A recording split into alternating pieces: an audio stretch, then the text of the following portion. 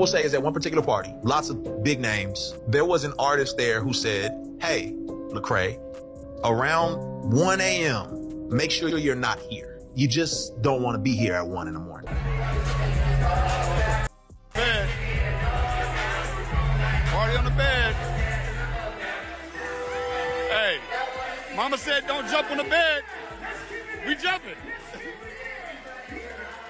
Myth, or if this is true, but I'm told that when you go to a hotel, anytime you go to a hotel, you don't just check in the way everybody else does. You send someone ahead to prepare the hotel room for you. No, it's called preparing the sexy. Preparing the sexy? Yeah. What's preparing the sexy? I mean, when I walk in, I definitely take pride in being the originator of the preparation of the. Reports are emerging that federal agents are contacting witnesses regarding Diddy's notorious freak golf parties, revealing even darker details than previously known. While Diddy has long been associated with wild gatherings, insiders claim the behavior at these events is disturbingly extreme, some even suggesting elements reminiscent of satanic rituals. One account shared on X hinted that Diddy allegedly used tapes from these parties to blackmail high-profile executives. However, the video detailing this was quickly removed from the platform, raising eyebrows about what he might have uncovered. This situation suggests that Diddy could be just the surface of a much deeper issue, involving several powerful individuals entangled in these gatherings. As speculation grows about potential repercussions for those involved, many fear that the stakes could escalate dramatically. Stay tuned for more updates on this unfolding story. And on my way upstairs, there's like this couch, and on the couch, I saw a couple of guys really going at it hard and heavy, man. And I was like, oh, as I started moving upstairs, I passed them up and I noticed that it wasn't just those two guys. It was more and more people just going at it. Let's dive into the situation surrounding Diddy, because while many are joking about his so-called freak-offs and those infamous bottles of baby oil, this is a serious issue. What's happening unveils a disturbing side of the entertainment industry, where powerful figures may go to extreme lengths to satisfy their twisted desires. Diddy appears to be just one player in a much larger game currently. Diddy is making headlines for all the wrong reasons, and there are reports that high-profile individuals are on edge about what he might reveal. He is reportedly on suicide watch in a Brooklyn jail as he awaits trial for alleged involvement in an EXT ring. His mental state is uncertain, and authorities are taking precautions. This situation has drawn comparisons to the Jeffrey Epstein case. Remember how Epstein died under suspicious circumstances, having had dirt on numerous powerful figures. He was known for running a blackmail operation, luring high-profile individuals into compromising situations and capturing incriminating footage. Whispers suggest that Diddy may have engaged in similar activities. His parties might not just have been wild gatherings. They could have been part of a more sinister scheme of manipulation and control. The industry appears to be in a panic, with many worried that if Diddy chooses to speak out, it could expose a network of powerful individuals desperate to protect their secrets. His placement on suicide watch has raised alarms, leading some to speculate that those he was allegedly blackmailing might resort to extreme measures to silence him. While definitive proof of Diddy's alleged blackmail activities remains elusive, several insiders have hinted at troubling practices during his parties. One user on X, at @OrMajor420, has shared insights about these gatherings, suggesting a darker reality within the industry. They claimed that during an infamous party early in Diddy's career, he allegedly spiked drinks and recorded the events, using the footage to blackmail influential executives.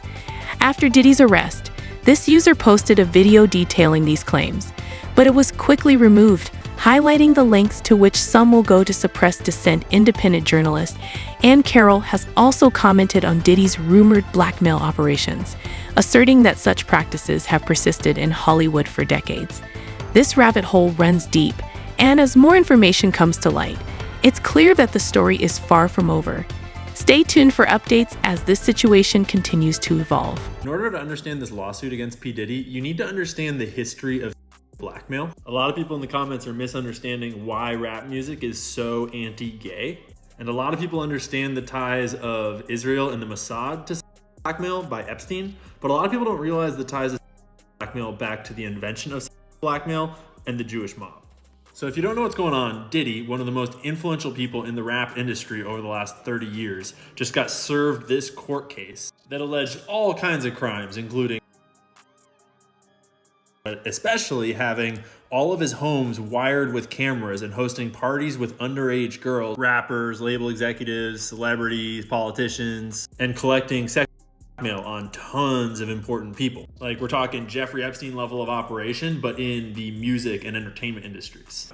The FBI was founded by J. Edgar Hoover. He actually was the head of the Bureau of Investigation, the BOI, before the FBI was even invented back in the 20s. And he served there for 11 years. Then they invented the FBI, and he served as the head of the FBI for 37 years, totaling 48 years leading what was more or less the FBI. So we're talking like all the way from like the Great Depression through World War II into like the 60s. Like through the 60s music revolution into the 70s. All of that time period, the FBI was led by the same person, and he was one of the most corrupt government officials in all of US history. And understanding the state of organized crime and of law enforcement in America is impossible if you don't know about J. Edgar Hoover. And understanding the nature is impossible if you don't know about Meyer Lansky, who was a boss in the Jewish mob back in the 30s, 20s, like the Prohibition days and so on.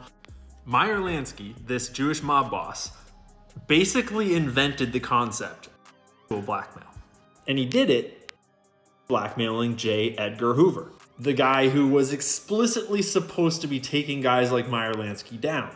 The Wikipedia articles are sanitized, but basically Meyer Lansky had a photo of J. Edgar Hoover using his mouth on his main assistant, Clyde Tolson.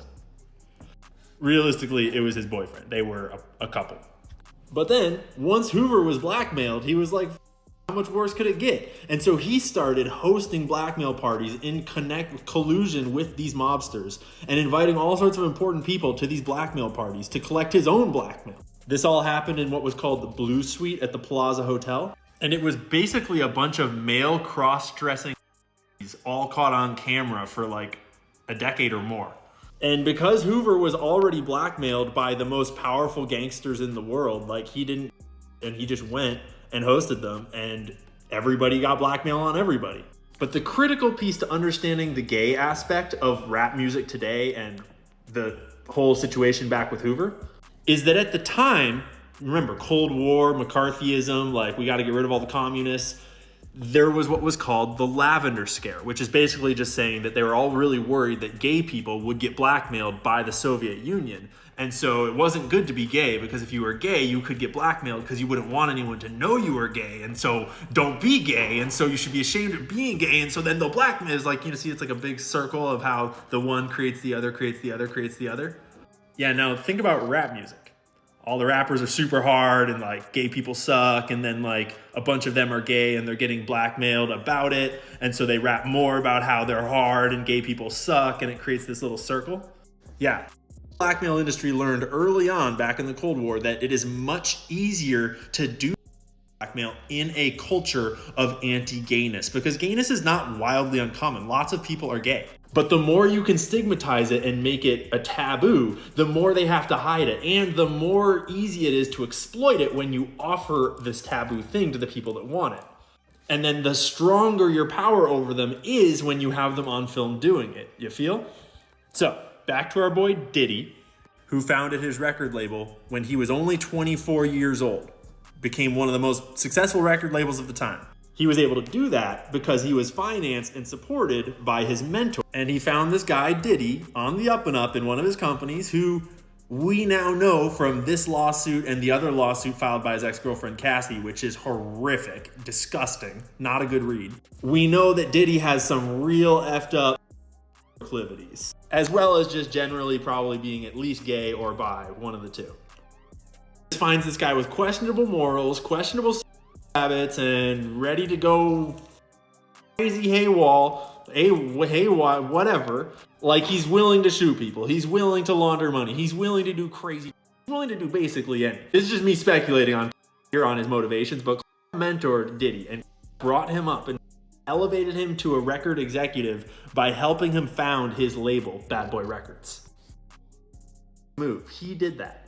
And then Diddy, along with a lot of help from a lot of other people all around him, proceeded to do 30 years worth of blackmail operations within the rap industry and promoted artists that seem to have been ensnared in it, like Usher, for example, like Meek Mills. Hell, even Justin Bieber is like directly in this storyline. And so what you wind up with is a rap industry, a music industry that is full of people that are creating the types of music that the people above them, that the people that hire them, that the people that manage them want them to make. They're all terrified of stepping on the wrong toes or getting out of line or doing what they're not supposed to for one blackmail reason or the other. And we wind up with an entire industry full of musicians that are glorifying gangs and violence and sex and drugs. I mean, think about it. There's no better way to undermine an entire population, an entire race, an entire culture than to target their kids with subversive messages that they're going to think is cool, and the parents can't say shit about it because then the kids will just think it's cooler. Of what really happens at those freak parties. If the rumors are even halfway true, what we've heard is nothing compared to the reality yet to be revealed. So, what do you think about the latest stories emerging about Diddy's freak-offs? Is he really the next Epstein? Do you think he'll survive to tell his story and expose those higher-ups he was allegedly blackmailing? Drop your thoughts in the comments below and stay tuned for the next video.